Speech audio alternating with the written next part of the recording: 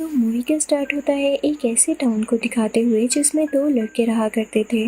वो दोनों एक दूसरे के बहुत अच्छे दोस्त थे। उनका स्कूल भी एक ही था। अब इनमें से एक लड़के का नाम डैरन होता है, जो कि बहुत ज़्यादा इंटेलिजेंट और पढ़ने वाला बच्चा होता है। उसके पेरेंट्स भी उससे काफ़ी खुश होते हैं, लेकिन जाहिर है टीनेजर होने की वजह से उसका दोस्त काफ़ी शरारती होता है, तो वो डैरन को अपने साथ स्कूल स्किप करवा देता है।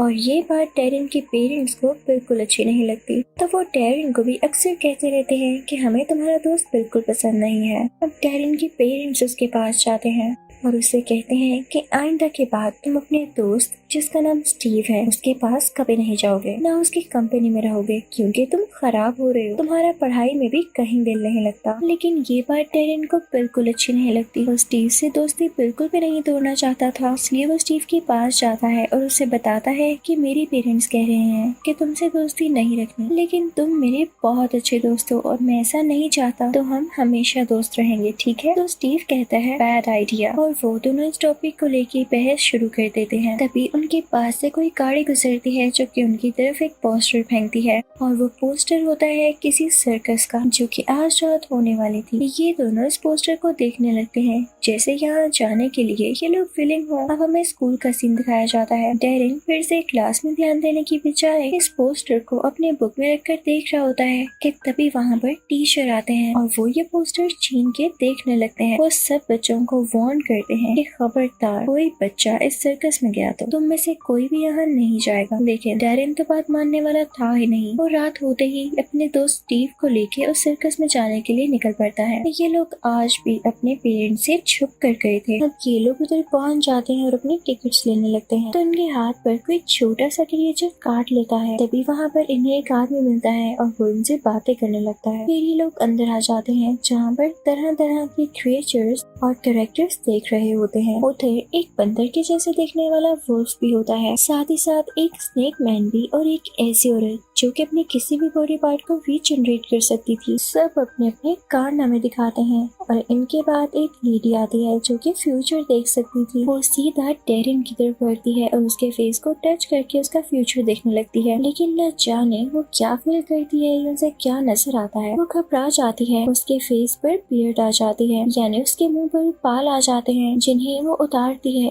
और एक और आदमी के पास जाती है जिसका नाम लाटन होता है। वो काफी घबराई हुई होती है और उससे कहती है कि हमारा यहाँ रहना ठीक नहीं है, मुझे पता नहीं क्यों यहाँ से अच्छी वाइब्स नहीं आ रही। तो वो आदमी उसकी बातों पर ध्यान ना देता हुआ बाहर की तरफ चला जाता है। उसके पास एक स्पाइडर भी होता है जिसे वो स्टेज पर सबके सामने फ्लूट बजाकर कंट्रोल कर रहा होता है। स्टीव को उसे देख के लगता है कि शायद ये आदमी वैम्पायर है, और तभी उस आदमी का स्पाइडर डैरन के ऊपर आ जाता है। डैरन को वो स्पाइडर बहुत अच्छा लगता है और पीछे पीछे लाटन भी आ जाता है और उन दोनों से कहता है कि तुम लोग गलत सोच रहे हो कि वैम्पायर्स आज भी होते हैं, यहाँ कोई वैम्पायर नहीं है। तभी वहाँ पर डैरन का वही टीचर आ जाता है। वो साथ पुलिस को भी लेकर आया था क्योंकि वो नहीं चाहता था कि ये शो यहाँ चले। अब डैरन और स्टीव वहाँ से भाग जाते हैं। डैरन भागते भागते लाटन के रूम में पहुँच जाता है। उस आदमी का पूरा नाम लाटन क्रिप्सले होता है। डैरन उसका स्पाइडर उठाता है और क्लोसेट में छुप जाता है। तभी वहाँ पर वो भी आ जाता है जो कि किसी और आदमी से बात कर रहा होता है। वो उसे बताता है कि एक छोटा सा क्रिएचर वापिस आ चुका है और वो अपने साथियों के साथ मिलके हमें जरूर मारेगा। इतनी देर में उनके रूम में स्टीव आ जाता है जो लाटन से कहता है कि मैं जानता हूँ आप वैम्पायर हैं, बेहतर होगा कि आप मुझे भी वैम्पायर बना दें। तो लाटन कहता है कि अच्छा ऐसी बात है, मुझे पहले तुम्हारा खून चखना है कि तुम इस काबिल हो भी कि नहीं। लेकिन लाटन जैसे ही उसका खून चखता है तो वो उसे अच्छा नहीं लगता। वो कहता है कि तुम्हारे खून में बहुत बुराई है और तुम कभी भी एक अच्छे वैम्पायर नहीं बन सकते। तो स्टीव को उसकी इस बात का काफी गुस्सा आता है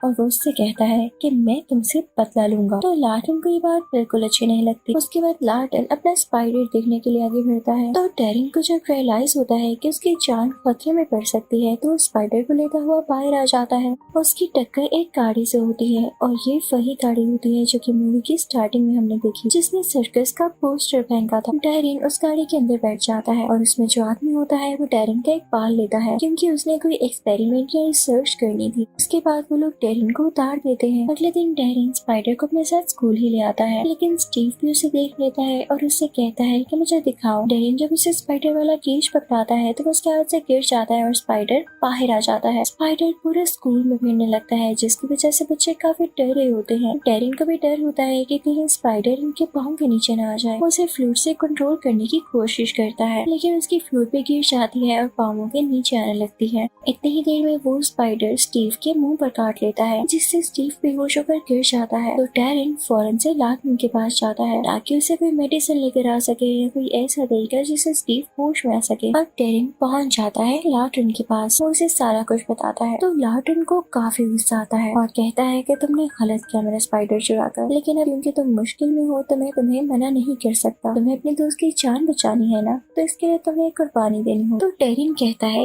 कैसी कुर्बानी? लार्टन कहता है कि तुम्हें मेरा असिस्टेंट बनना होगा, क्योंकि मैं एक वैम्पायर हूँ, इसलिए तुम्हें मेरा असिस्टेंट बनने के लिए मेरे साथ अपना खून एक्सचेंज करना होगा और इसके बाद तुम सिर्फ मेरे लिए काम करोगे। तुम्हारा दुनिया से कोई रिश्ता नहीं होगा। डेरिन सोच में पड़ जाता है, लेकिन उसे अपने दोस्त की जान तो बचानी ही थी। अब ये दोनों हाथ मिलाते हैं और इसके बाद डेरिन अब आधा वैम्पायर बन चुका होता है और अब वैम्पायर्स असिस्टेंट होता है। और जैसा कि डील यहाँ पर पूरी हुई, तो अब बारी थी कि लार्टन वही करता जो उसने कहा। तो वो स्टीव को ठीक करने जाते हैं उसमें एंटीडोट इंसर्ट करके। उसके बाद लार्टन डेरिन से कहता है कि बस अब वो टाइम आ चुका जब तुम इस दुनिया और अपनी फैमिली को छोड़ दोगे। इसी के साथ वो डेरिन की गर्दन तोड़ता है और उसे नीचे धक्का दे देता है, क्योंकि वैम्पायर सांस नहीं लेते। तो डेरिन के नीचे गिरकर बेहोश होने पर सबको यही लगता है कि वो मर चुका है और यही तो लार्टन चाहता था, ताकि सब लोग ये सोचते हुए अपना कनेक्शन खत्म कर दें। अब डेरिन का फ्यूनरल होता है, लेकिन स्टीव वहाँ पर जब उसके हाथ देखता है तो उसे पता चल जाता है कि ये वैम्पायर असिस्टेंट है। फिर अब डेरिन को दफना दिया जाता है, लेकिन रात को लार्टन जाकर उसकी कब्र को खोदने लगता है और उसमें से डेरिन को बाहर निकाल लेता है। तभी उसे फील होता है जैसे वहाँ पर कोई है, तो वो डेरिन से कहता है फौरन से अपनी ग्रेव में वापस जाओ। वो डेरिन को खुद ही से ग्रेव में धक्का दे देता है। तभी वहाँ पर वो आदमी आता है जो कि अटैकर्स का लीडर होता है, वही जो लार्टन को मारना चाहता था। वो उसे कहता है कि मुझे डेरिन चाहिए, लेकिन लार्टन उसे मना करते हुए डेरिन को अपने साथ लेकर तेजी से वहाँ से भाग जाता है। दूसरी तरफ हम स्टीव को देखते हैं जो कि काफी उदास होता है, क्योंकि डेरिन रियल लाइफ में तो मर चुका था। तो स्टीव को डेरिन के मरने के बाद बार बार उसकी बातें याद आ रही, तो वो सुसाइड करने वाला होता है। लेकिन तभी वहाँ पर वही बाल्ड आदमी आ जाता है, उसने अजीब सी ऐनक लगा रखी होती है। वो स्टीव से कहता है मेरे दोस्त डेरिन अभी भी जिंदा है और तुम्हें कोई जरूरत नहीं है उसे याद करने की, क्योंकि जो तुम चाहते थे उसने वो तुमसे छीना है। तुम चाहते थे ना कि तुम वैम्पायर में बदल जाओ, तो सुनो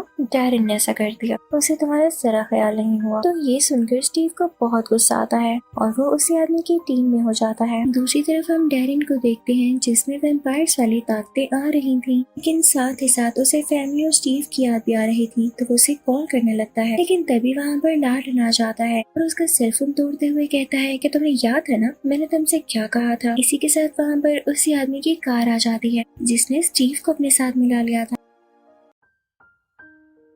तो लार्टन डेरिन से कहता है कि फौरन से छुप जाओ। इनफैक्ट वो पूरा आदमी डेरिन को लेने आया था, लेकिन लार्टन उसे नहीं देता। तो वो आदमी कहता है कि मैं जरूर आऊंगा और डेरिन को अपने साथ ही लेकर जाऊंगा। और अब वो पूरा आदमी जाकर स्टीव को भी बुरा बना देता है, उन्हीं अटैकर्स में से एक अटैकर जिन्हें वैम्पनीज कहा जाता है, और ये वैम्पायर्स के बहुत अगेंस्ट होते हैं। और उधर हम डेरिन को देखते हैं जो कि लार्टन के साथ मिलकर स्किल सीख रहा होता है, लेकिन दिन गुजरने के साथ साथ वो वीक होता जा रहा था, क्योंकि डेरिन को ब्लड चाहिए था। लार्टन के कहने पर भी वो ब्लड नहीं पीता, तो लार्टन उसे समझाने लगता है कि तुम्हारे जिंदा रहने के लिए ये बहुत जरूरी है। तो डेरिन कहता है अच्छा ठीक है। अब इससे पहले लार्टन डेरिन को काफी बातें बताता है, जैसे कि वैम्पायर्स अगर किसी का खून पीना चाहते हो तो या तो वो किसी इंसान को बेहोश करके उसका थोड़ा सा खून पियेंगे और उसे छोड़ देंगे, या किसी वाउंड से। लेकिन ये जो वैम्पनीज है ना, ये तो खून पीने के लिए किसी इंसान को मार ही डालते हैं। ये ज्यादा खतरनाक होते हैं, लेकिन कोई मसला नहीं है। वैम्पायर्स और वैम्पनीज में आज तक लड़ाई नहीं हुई, लेकिन जो बाल्ड आदमी मैंने तुम्हें दिखाया था जिसके साथ तुम गाड़ी में बैठे थे, वो बिल्कुल अच्छा नहीं है। वो वैम्पायर्स और वैम्पनीज में हमेशा लड़ाई करवाने के चक्कर में होता है ताकि कहीं से उसे फायदा हासिल हो, तो तुम कभी भी उसकी बातों में नहीं आना। इसी के साथ वो एक जगह पहुंच जाते हैं जहाँ पर लार्टन एक आदमी को बेहोश करता है और डेरिन से कहता है कि अब तुम खून पी सकते हो। यहाँ आकर भी डेरिन का ब्लड पीने का दिल नहीं चाह रहा होता, क्योंकि वो हाफ वैम्पायर हाफ ह्यूमन होता है। तो लार्टन उसे कहता है कि नहीं, जैसे खाना नहीं खाओगे और मर जाओगे ना, इसी तरह खून नहीं पियोगे तब भी मर जाओगे। और ये कह के वो चला जाता है। दूसरी तरफ हम देखते हैं कि वैम्पनीज बातों में आकर वैम्पायर को मारने के लिए उसी सर्कस पर अटैक करते हैं। अब वहाँ पर वैम्पनीज टेरिन को भी ढूंढने लगते हैं, लेकिन लार्टन ने उसे छुपा दिया होता है। अब जब वैम्पनीज को टेरिन नहीं मिलता तो उसकी बहुत अच्छी दोस्त को अपने साथ ले जाते हैं, जो कि असल में एक मंकी गर्ल होती है। अगले दिन टेरिन जब सर्कस में जाता है तो वहाँ पर एक लड़का उसे बताता है कि उन लोगों ने मुझे जख्मी कर दिया और वो तुम्हारी दोस्त को ले गई। टेरिन फौरन से अपनी दोस्त को बचाने के लिए जाता है और जब वो अपने घर पहुँचता है तो देखता है कि उसके घर वालों को भी उन्हीं वैम्पनीज ने किडनैप कर लिया है। वहाँ पर उसके लिए एक नोट भी होता है। वहाँ पर ये लिखा होता है सी यू एट थिएटर। ये वही जगह थी जहाँ पर स्टार्टिंग में हमने कुछ शोज देखे और टेरिन को वहाँ जाना ही पड़ता है क्योंकि उसे अपनी दोस्त को बचाना था। अब इस बात की खबर लार्टन को भी हो जाती है तो वो फौरन से टेरिन को बचाने के लिए निकल पड़ते हैं, लेकिन तब तक टेरिन वहाँ पर पहुँच चुका होता है। वहाँ पर वैम्पनीज का लीडर भी होता है और उसके साथ स्टीव भी होता है। वो टेरिन से कहते हैं कि हमारे पास तुम्हारी फैमिली भी है और तुम्हारी दोस्त भी, तुम किसको बचाना चाहोगे? तो टेरिन कहता है कि ये भी कोई पूछने वाला सवाल है। टेरिन स्टीव को गुस्से से पकड़ता है, लेकिन स्टीव उसे धक्का दे देता है और टेरिन दूर जाकर गिरता है क्योंकि उसने खून नहीं पिया होता और उसमें वैम्पायर्स जैसी इवन इंसानों जैसी भी कोई पावर नहीं होती क्योंकि वो भूखा और कमजोर होता है। जल्दी वहाँ पर लार्टन भी आ जाता है जो कि वैम्पनीज के लीडर से लड़ने लगता है। अब टेरिन की दोस्त खुद को आजाद करती है और टेरिन को लेके अपने साथ एक जगह पर आ जाती है। वो लड़की टेरिन से कहती है कि तुम चाहो तो मेरा खून पी सकते हो, लेकिन टेरिन उसे कहता है कि नहीं, मैं ऐसा नहीं कर सकता और ना ही करूँगा। तो वो लड़की उसे बताती है कि मैं जानती हूँ बहुत अच्छे इंसान हो और मेरा ये जानना काफी है, तुम खून पी सकते हो। इसी के साथ टेरिन उसका